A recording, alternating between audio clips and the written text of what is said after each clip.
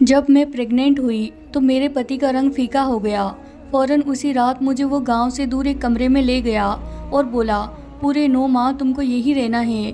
और जब आखिरी दिन मुझे दर्द शुरू हुआ तो फौरन एक औरत अंदर आई और मेरा बच्चा छुपाती हुई बाहर ले गई। कुछ देर बाद मेरा पति रोता हुआ अंदर आया और बोला, बच्चा तो तुमने मुर्दा पैदा किया था। मुझे बहुत अजीब लगा। यूँ दूसरी बार जब मैं प्रेग्नेंट हुई तो पति को कुछ नहीं बताया और चुपके से घर से भाग गई।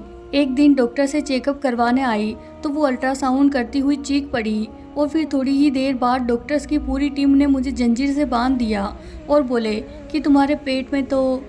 दोस्तों, आपसे एक गुजारिश है, अगर आपको वीडियो अच्छी लगे तो वीडियो को जरूर लाइक कीजिए और चैनल को सब्सक्राइब करना बिल्कुल ना भूलें। मैं शादी की रात में घूंघट ओढ़कर बैठी अपने पति का इंतजार कर रही थी। तभी दरवाज़ा खुला और मेरा पति कमरे में आया। उसके पैर मेरी तरफ बढ़ रहे थे। तभी वो आकर रुक गया। मैं सोच रही थी कि वो मुझसे कोई बातचीत करेगा, मगर वो कुछ नहीं बोला। मुझे बड़ा अजीब सा महसूस हुआ। तब मैंने अपना घूंघट खुद ही उठाकर देखा, लेकिन मुझे हैरत का झटका तब लगा जब मैंने कमरे को खाली पाया। मेरा दिल एकदम से धड़कने लगा। मैं डरी नज़रों से यहाँ वहाँ देखती रही। तभी कमरे का दरवाज़ा दोबारा खुला और मेरा पति कमरे में आ गया। उसकी नज़र जैसे ही मुझ पर पड़ी, जल्दी से मेरे पास आया और बोला, क्या बात है रागनी, तुम इतनी घबराई हुई क्यों लग रही हो? मैं बोली, थोड़ी देर पहले ही कमरे में कोई आया था। जैसे ही मैंने घूंघट उठाकर देखा तो कमरा खाली था। सचिन बड़ा परेशान हो गया था। कुछ देर तो कुछ नहीं बोला, फिर हंसने लगा और बोला, रागनी, पहले भी कमरे में मैं ही आया था। तुम्हारे पास बैठते ही याद आया कि मुंह दिखाए का गिफ्ट तो मैं बाहर ही भूल गया हूँ, इसीलिए जल्दी से बाहर गया ताकि ला सकूँ। सचिन ने अंगूठी की तरफ इशारा किया। अब मैं शांत हो गई थी। सचिन ने अंगूठी मेरी उंगली में पहनाई और बोला, रागनी, आज तुम बहुत प्यारी लग रही हो। मैं मुस्कुरा दी। तभी सचिन उठकर वॉशरूम में चला गया। जब वो वापस लौटकर आया तो बोला, रागनी, मैं थका हुआ हूँ, आराम करना चाहता हूँ। तुम भी यह भारी लहंगा बदल कर आराम कर लो। मैंने सर हिला दिया। सुबह हुई तो मैं बाहर निकलकर घर का आनंद ले रही थी। मेरी और सचिन की अरेंज मैरिज हुई थी। हम दोनों एक दूसरे को नहीं जानते थे और ना ही हमारा आपस में कोई रिश्ता था। मम्मी ने बस मुझे इतना कहा था कि रागनी, तुम बहुत खुश नसीब हो जिसे सचिन जैसा हमसफर मिला है, जो बहुत अच्छा इंसान है। फिर इससे बड़ी बात यह है कि उसके आगे पीछे कोई नहीं है। माता पिता दुनिया से जा चुके हैं, बहन भाई कोई भी नहीं है, वो अकेला ही हर चीज़ का मालिक है। तब मैं बोली, मम्मी, मेरे पति का कोई रिश्तेदार नहीं है। कल को कोई बात हो गई तो उसे कौन समझाएगा? मम्मी मुस्कुराने लगी और बोली, बेटी, यही तो सारी बात है। रिश्तेदार नहीं है तो फिर वो किसके कहने में आकर तुमसे लड़ाई झगड़ा करेगा, बल्कि पूरी दुनिया में उसका तुमसे एक रिश्ता होगा। वो तुम पर जान देगा। बस बेटी, तुम अपने पति की बात मानती रहोगी तो भगवान के करम से कुछ भी गलत नहीं होगा। मुझे मम्मी की बात समझ में आ गई थी, इसीलिए मैंने सचिन के रिश्ते के लिए हाँ कह दी थी और आज मैं उसकी बीवी बनी, उसके घर की मालकिन बन गई थी। मैं घर की एक एक चीज़ को बड़ी प्यार से छूकर देख रही थी। हमारा घर छोटा सा था मगर बहुत ही खूबसूरत था। हर चीज़ बहुत अच्छे तरीके से रखी हुई थी। चलते चलते मैं घर के पीछे चली गई थी जहाँ एक छोटा सा कमरा था। मैंने सोचा कि इस कमरे में झाँक कर तो देखूं कि वहाँ क्या पड़ा है। मैं जैसे ही कमरे में जाने लगी, अचानक किसी ने मेरा हाथ पकड़कर पीछे खींचा था। मेरा ऊपर का सांस ऊपर और नीचे का नीचे रह गया था। मैंने जल्दी से पीछे मुड़कर देखा तो सचिन खड़ा था, जिसके चेहरे पर गुस्सा ही गुस्सा था। सचिन बोला, रागनी, तुम यहाँ क्या कर रही हो? मैं शर्माकर बोली, अपना घर देख रही हूँ, हर चीज़ को महसूस कर रही हूँ। मुझे आपके घर की मालकिन बनकर बहुत अच्छा लग रहा है। सचिन के चेहरे पर गुस्सा था। वो बोला, रागनी, पूरा घर तुम्हारा है, बल्कि अब तो मैं भी तुम्हारा ही हूँ, मगर ये कमरा ना तो मेरा है और ना ही तुम्हारा है, इसीलिए तुम इस कमरे से दूर रहना। मैं बोली, ये क्या बात हुई? घर आपका है तो फिर आपके घर में बना ये कमरा आपका क्यों नहीं है? सचिन बोला, ये मैंने कुछ साल पहले किसी को रहने के लिए दिया था। उसका सामान इसमें पड़ा है। वो अभी तक लौटकर वापस नहीं आया। जब आएगा तब मैं उसे कह दूंगा कि अपना सामान उठाकर ले जाओ, फिर तुम इस कमरे की भी मालकिन बन जाना। मुझे बहुत आश्चर्य हुआ था। मैं बोली, ऐसा भी कौन था जिसके लिए आपने ये कमरा अभी तक बंद करके रखा है? फिर सचिन का गुस्सा चढ़ गया और बोला, बस बस, ज़्यादा सवाल मत करो। मुझे ज़्यादा बोलने वाली लड़कियां अच्छी नहीं लगती। चलो आज के बाद यहाँ मत आना। मैं तो अपना मुंह लेकर रह गई थी। भला ये क्या बात हुई कि ज़्यादा बोलने वाली लड़कियाँ नहीं पसंद। लड़कियाँ तो हमेशा ही बहुत ज़्यादा बोलती हैं। मैं सचिन के पीछे पीछे घर के आंगन में आ गई थी। तभी एक बार बेल बजा तो सचिन ने जाकर दरवाज़ा खोल दिया। जब वो वापस आया तो उसके हाथों में नाश्ता पकड़ा हुआ था। मैं बोली, अरे सचिन, आपने ऐसा क्यों किया? अब तो आपकी बीवी घर पर आ गई है ना, अब आपको कोई चीज़ बाहर से मंगवाने की ज़रूरत नहीं है। सचिन बोला, आ जाओ नाश्ता कर लो। हम दोनों ने मिलकर चुपचाप से नाश्ता किया। मैं सचिन से नज़र चुरा चुरा कर उसे बार बार देख रही थी।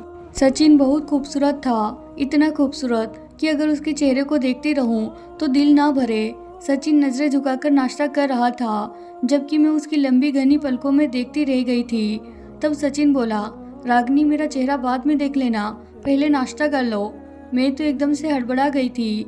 मेरी चोरी जो पकड़ी गई थी, मुझे तो इस बात की हैरत थी कि सचिन को कैसे पता चल गया कि मैं उसे देख रही हूँ।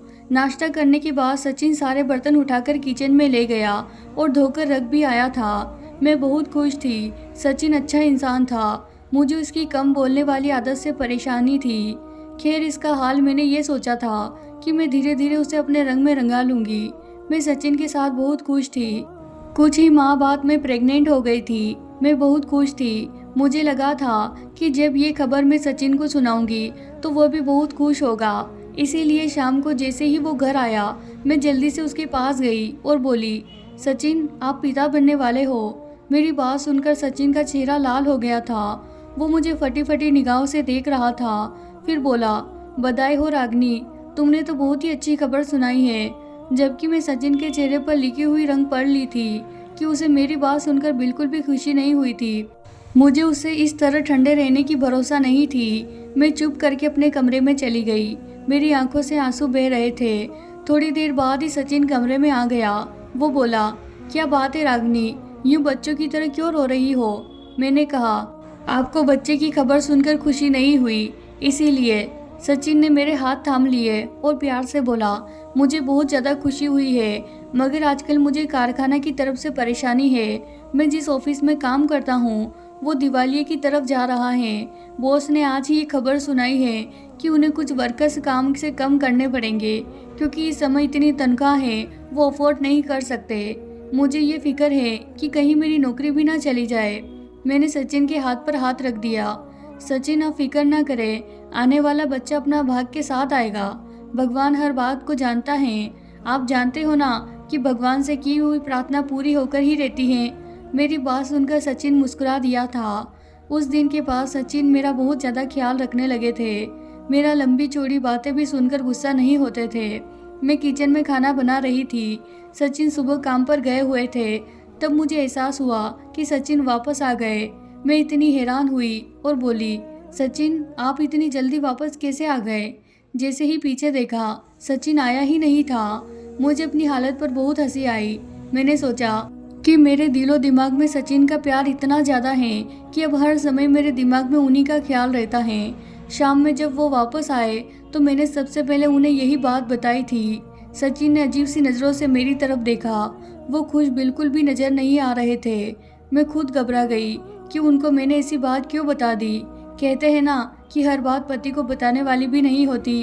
खैर, हम दोनों ने मिलकर खाना खाया। सचिन बोले, आज खाने के बाद चाय पीने का दिल कर रहा है। मैं जल्दी से उठी और बोली, मैं अभी चाय बनाकर लाती हूँ। तभी सचिन ने मेरा हाथ थामकर मुझे बिठा दिया और बोले, नहीं नहीं, तुम यहीं पर बैठो, आज मैं तुम्हें अपने हाथों से चाय बनाकर पिलाऊंगा। मैं मुस्कुराने लगी थी। सचिन उठकर किचन में चले गए तो मैं अपने बातों में खो गई थी। थोड़ी देर बाद ही सचिन चाय लाए तो हम बातें करते करते चाय पीने लगे। मुझे नींद आ गई तो मैं सोने के लिए चली गई, जबकि सचिन टीवी पर खबरें देख रहे थे। मैं ऐसी गहरी नींद में पहले कभी नहीं सोई थी, क्योंकि प्रेगनेंसी की वजह से मुझे रात में उठकर बाथरूम जाना पड़ता था। सुबह 4 बजे के करीब मेरी आँख खुली तो मैं जल्दी से उठी और बाथरूम चली गई। जब मैं वापस आई तो मुझे सचिन का चेहरा नहीं नजर आया था और वो रात भर कमरे में आए ही नहीं थे। मुझे उस पर गुस्सा आया कि सुबह ऑफिस भी जाना है, लेकिन अभी तक खबरें लगाकर बैठे हैं। मैंने सोचा कि खुद ही जाकर उन्हें बुला लाती हूँ। मैं जब कमरे से बाहर निकली तो लाउंज भी खाली पड़ा था, टीवी भी बंद था। मैं बहुत परेशान हो गई कि आखिर सचिन इतनी रात को मुझे कुछ बिना बताए कहाँ जा सकते हैं। मैं सहन में निकली तो वो खाली था। मेरा दिल घबराने लगा था। तभी मेरी नज़र घर के लास्ट वाले कमरे से आती रोशनी पर पड़ी। मुझे अजीब सी खुशी हुई थी कि शायद सचिन का मेहमान वापस आ गया है, जिसका सामान चंद सालों से इसी कमरे में पड़ा था। मैं जल्दी जल्दी घर के पीछे जाने लगी। मैं कमरे के बाहर खड़ी थी। अंदर से सचिन की आवाज़ आ रही थी। वो कुछ कह रहा था और रो रहा था। मैं बहुत परेशान हो गई। जैसे ही मैंने कमरे में जाने के लिए पैर बढ़ाए, अचानक ही कमरे में अंधेरा हो गया और सचिन बाहर निकल आया। वो मुझे देखकर बहुत गुस्से में आ गया था। उसने मेरा हाथ पकड़ा और मुझे घसीटता हुआ सहन में ले गया और बोला, रागिनी, मैंने तुम्हें मना किया था ना, फिर तुमने मेरी बात क्यों नहीं सुनी? तुम वहाँ क्यों आई थी? मैं बहुत डर चुकी थी। मैं बोली, सचिन आप कमरे में नहीं थे, मुझे आपकी फिक्र हो रही थी। कमरे से बाहर आई तो आप लाउंज में भी नहीं थे। इस कमरे से आती रोशनी देखी तो सोचा कि आपका मेहमान वापस आ गया है, इसीलिए वहाँ आ पहुँची। सचिन मुझे कमरे में ले आया था। वो बोला, रागिनी, अपनी हक को पहचानो। वो कमरा तुम्हारी हक में नहीं आता। तुम इस बात को समझ क्यों नहीं लेती हो? उस दिन के बाद मैंने कभी उस कमरे के बारे में सोचा भी नहीं था। दिन गुजरते गए और मेरी डिलीवरी का समय आ पहुँचा। आज सुबह से ही मेरी तबीयत खराब थी, इसीलिए मैंने सचिन को घर में रोक रखा था कि किसी भी समय अस्पताल जाने की जरूरत पड़ सकती है। दोपहर में आराम करने के लिए लेटी तो मेरी तबीयत खराब होने लगी। मैं जल्दी से बोली, सचिन गाड़ी निकाले, मेरी तबीयत बिगड़ रही है। सचिन जल्दी से कमरे से बाहर निकल गया। मैं दर्द से तड़पने लगी थी। मैं सोच रही थी कि सचिन कब कमरे में आएगा, मगर उसे तो बाहर निकले हुए बहुत देर हो चुकी थी। वो अभी तक नहीं आया था। मेरी आंखों के आगे अंधेरा छाने लगा। तभी सचिन एक औरत के साथ कमरे में आया। वो बोला, रागिनी, ये बहुत समझदार दाई है, तुम्हारी डिलीवरी ये करेगी। मैं बेयकीनी से सचिन को देखने लगी। दर्द की वजह से मैं कुछ बोलने के काबिल नहीं रही थी। बड़ी मुश्किल से बोली, अस्पताल। लेकिन सचिन ने मेरी एक नहीं सुनी और मुझे उस दाई के हवाले करके खुद बाहर निकल गया था। दाई मुझ पर जोर आजमाइश करने लगी और तकरीबन 3 घंटे की तकलीफ के बाद मेरे कानों में बच्चे की रोने की आवाज़ पड़ी थी। मैंने दिल में भगवान का धन्यवाद किया और आँख बंद कर ली। मुझे पता ही नहीं चला कि कब नींद की गहरी वादियों में खो गई थी। जब मेरी आँख खुली तो मैंने अपने बच्चे को देखा। वो वहाँ नहीं था। मैंने सचिन को आवाज़ दी तो उसने उठकर कमरे के बल्ब जलाए और उसकी आंखें खून जैसी थी। मैं बोली, सचिन, मेरा बच्चा कहाँ है? बेटी पैदा हुई है या बेटा? सचिन की आंखों से आंसू टपकने लगे थे। वो बोला, बेटा पैदा हुआ था, मगर तुमने मुर्दा बच्चे को पैदा किया था। मैंने बेयकीनी से सचिन की तरफ देखा और बोली, मैंने अपने बच्चे के रोने की आवाज़ अपनी कानों से सुनी थी। सचिन बोला, तुम तो बेहोश हो गई थी, नींद में सुनी होगी आवाज़। काश मैं भी तुम्हारी तरह इतनी सुकून और गहरी नींद में सो सकता। मैं चीखने चिल्लाने लगी और बोली, सचिन, मुझे मेरा बच्चा वापस ला दो। मेरा बच्चा कहाँ है? सचिन की बात सुनकर तो मुझ पर जमीन और आसमान गिर पड़े थे। वो बोला, मैंने तो अपने बच्चे को कल मिट्टी में दबा दिया। मैं बोली, कल? ये क्या मतलब? सचिन बोला, तुम कल से सो रही हो। अपने बच्चे की जुदाई का गम मैं अकेला सह रहा हूँ। मैं चीख चीख कर रोने लगी थी। मैं बोली, सचिन, तुमने मुझ पर बहुत बड़ा जुल्म किया है। तुमने मुझे एक दाई के हवाले कर दिया। तुमने मुझ पर बहुत बड़ा जुल्म कर दिया। अब मेरा दिल टूट चुका था। उसका चेहरा देखने को भी दिल नहीं कर रहा था। कुछ महीने गुजरने के बाद मैं फिर से प्रेग्नेंट हो गई, जबकि अब तो मेरी ख्वाहिश भी नहीं थी। एक दिन मैं सहन में बैठी गहरी सोच में गुम थी। तभी एक पड़ोसन घर में दाखिल हो गई। वो उम्र में मुझसे बड़ी थी। मेरे सर पर आशीर्वाद देकर बोली, बेटी, तुम्हारे बच्चे का सुनकर बहुत दुख हुआ। मुझे तो तब से पता चला कि तुम पेट से हो। मैं यही प्रार्थना करती हूँ कि भगवान इस बार सचिन को जिंदा बच्चा दे दे। पिछली बीवी ने 3 बच्चे पैदा किए हैं, मगर तीनों मरे हुए थे। जबकि उसकी बीवी रो रो कर कहती थी कि सचिन, मैंने जिंदा बच्चे को जन्म दिया था। मेरा तो दम घुटने लगा था। मैंने पूछा, आंटी, सचिन पहले से शादीशुदा है? वो आंटी एकदम परेशान हो गई। वो बोली, बेटी, क्या तुम्हें ये बात पता नहीं थी? मैं चुपचाप आंटी को देखती रह गई। वो बेचारी बहुत शर्मिंदा हो गई और बोली, फिक्र ना करो, उस बीवी को तो सचिन तलाक दे चुका है। अब तो वो सिर्फ तुम्हारा है। मेरी पड़ोसन जैसे ही घर से निकली, मैंने अपने 2 कपड़े बैग में डाले और घर से निकल गई। मैं जानती थी कि सचिन की पहली पत्नी सच कह रही होगी, क्योंकि मैंने भी तो अपने बच्चे के रोने की आवाज़ सुनी थी। मुझे सचिन से डर लगने लगा था, न जाने वो ये सब क्यों कर रहा था। मैं अपने माता पिता के घर भी नहीं जा सकती थी, क्योंकि सचिन वहाँ मेरे पीछे आ जाता और मेरे माता पिता मुझे उसके साथ ज़बरदस्ती ही घर भेज देते। मैं अपनी एक दोस्त के घर चली गई थी। वो बहुत अच्छी थी। उसके घर में बस वो और उसकी मम्मी रहती थी। मेरी दोस्त नर्स की जॉब करती थी और उसके घर में आंटी अकेली ही रहती थी। उन्हें पता था कि मैं प्रेग्नेंट हूँ। मैंने उन्हें अपनी सारी बात भी सुना दी थी, इसीलिए वो मेरा बहुत ख्याल रखती थी। एक दिन मैं और आंटी हॉस्पिटल गई थी चेकअप के लिए। डॉक्टर ने अल्ट्रासाउंड किया तो अचानक से चीख पड़ी थी। डॉक्टर ने मुझे कुर्सी पर बैठने को कहा और खुद बाहर निकल गई। मैं और आंटी हक्का बक्का सी उसको देख रही थी। थोड़ी देर बाद वो डॉक्टर अपनी नर्स के साथ कमरे में वापस आई और उसने मुझे बेड पर लेटाकर जंजीरों से बांध दिया था। मैं तो डर से थर थर कांपने लगी थी। आंटी ये सब कुछ देखकर गुस्से में आ गई थी। डॉक्टर को गुस्सा होकर बोली, ये क्या बदतमीजी लगा रखी है? तुम डॉक्टर हो या जानवर? खोलो मेरी बेटी को जंजीरों से, नहीं तो मैं पुलिस को बुला लूँगी।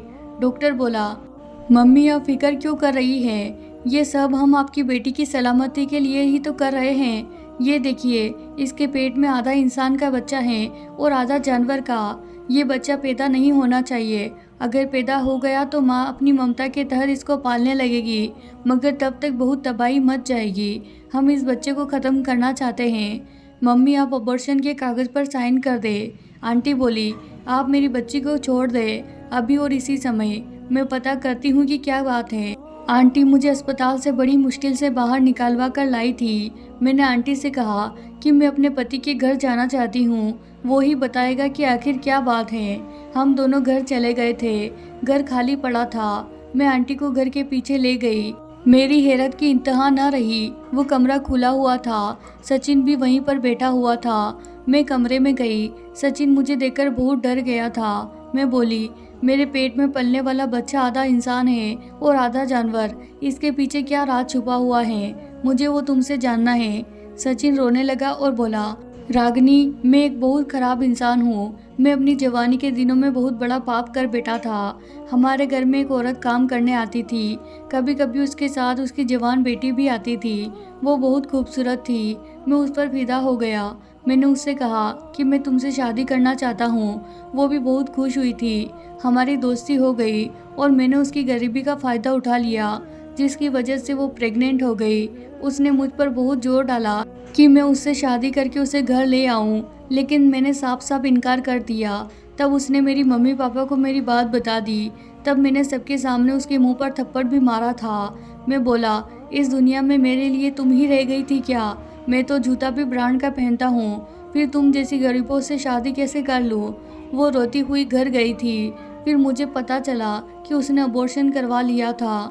कुछ माह बाद मेरी शादी मम्मी ने करा दी। मेरा पहला बच्चा ऐसा ही हुआ था। उसने 2 घंटे दुनिया में सांस लिया और फिर चल बसा। मैं और मम्मी बहुत परेशान थे। बाबा के पास गए तो वो बोले, सचिन, तुम पर तुम्हारी किसी महबूबा ने काला जादू किया है। ये काला जादू बहुत ज़्यादा भारी है। ये कई कई महीने चिल्ले काट कर किया गया है ताकि तुम्हारा बच्चा आधा जानवर हो। मैं तुम्हारे लिए तोड़ कर देता हूँ। मैं बहुत ज़्यादा डर गया था और फिर वही हुआ जिसका डर था। वो बाबा अभी जादू कर रहे थे कि मर गए। मुझे मालूम पड़ गया था कि वो शैतानी ताकत मुकाबला नहीं कर पाए। मैंने 3 बच्चे ऐसे ही पैदा हुए थे। मैंने अपनी पत्नी से कहा कि तुम बच्चे मरे हुए जन्मती हो। उसे मेरी बात का भरोसा नहीं था, इसीलिए मुझे तलाक लेकर चली गई। इस कहानी के 10 साल बाद मैंने तुमसे शादी की, इस भरोसे पर कि क्या पता वो जादू कमज़ोर पड़ गया हो, मगर ऐसा नहीं हुआ। तुमने बच्चा जिंदा ही पैदा किया था, मगर फिर वो मर गया। मैं अजीब नज़रों से सचिन को देखती रही। मैंने उसे डिवोर्स का कहा तो उसने मुझे डिवोर्स दे दी। कुछ दिन बाद मैंने इस बच्चे को जन्म दिया था। वो थोड़ी ही देर जिंदा रहा और फिर मर गया। उस बच्चे के साथ मैं भी अंदर से मर गई थी। मैं अपने मम्मी पापा के घर वापस चली गई तो उन्होंने मुझे बोझ समझकर सर से उतारने की कोशिश नहीं की थी, बल्कि मुझे बहुत खुशी खुशी अपने घर में रख लिया था। मैं खुशहाल ज़िंदगी गुजार रही हूँ, मगर मेरे दिल से वो दुख और खौफ नहीं जाता। तो प्यारे दोस्तों, ये थी हमारी आज की कहानी। अगर आपको कहानी पसंद आई हो तो इसे जरूर लाइक कीजिए। साथ ही अगर आप हमारे चैनल पर नए हैं तो इसे सब्सक्राइब करना बिल्कुल ना भूलिएगा। धन्यवाद दोस्तों।